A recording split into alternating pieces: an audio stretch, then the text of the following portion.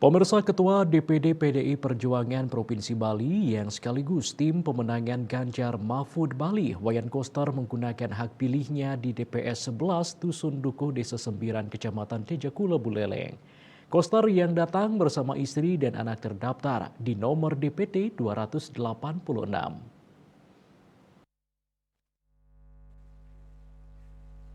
Kedatangan Koster bersama istri Niputu Putri Swastini Koster bersama anak keduanya Nimade Wibuti Bawani 22 tahun tepat pukul 9.30 WITA. Sementara anak pertamanya Niputu Dita Pertiwi 23 tahun sudah lebih dulu melakukan hak pilihnya di Belanda beberapa waktu lalu. Ditemui usai pencoblosan, Wayan Koster mengatakan target pemenangan Ganjar Mahfud di Bali di angka 80%. Target ini tentu sudah realistis serta sudah diperhitungkan.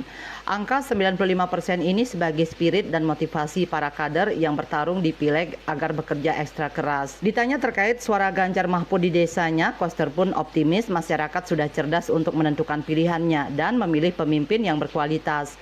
Pihaknya pun tak mempermasalahkan jika ada masyarakat yang memiliki pilihan lain. Pihaknya yakin TPS di Desa Sembiran dominan memilih Ganjar Mahfud. Ia juga berharap banyak anggota masyarakat menggunakan hak pilihnya. Koster pun berharap pemimpin yang terpilih nantinya harus memiliki komitmen serta berkontribusi untuk memajukan Bali. Menurutnya, Bali saat ini membutuhkan percepatan pembangunan baik dari sisi budaya, infrastruktur, pariwisata, dan pemulihan ekonomi. Pertumbuhan ekonomi saat ini sudah di angka 5,7%. Ini nanti yang diperlu ditingkatkan untuk mencapai setidaknya 6%.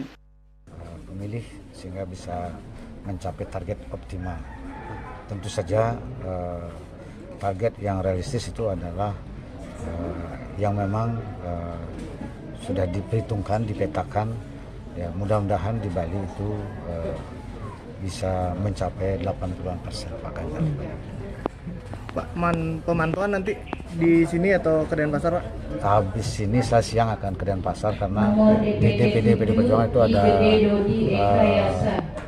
tempat untuk memonitor hasil hitung cepat, termasuk juga hitung cepat yang real, quick real count yang dilaksanakan oleh DPD partai dengan menggunakan aplikasi.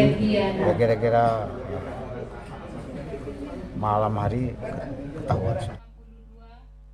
Usai melakukan pencoblosan, Koster akan melanjutkan lawatannya ke Denpasar. Koster dijadwalkan akan melakukan monitoring ke sejumlah wilayah sebelum menyaksikan hasil hitung cepat di DPD PDI Perjuangan Bali. Komang Yuda melaporkan.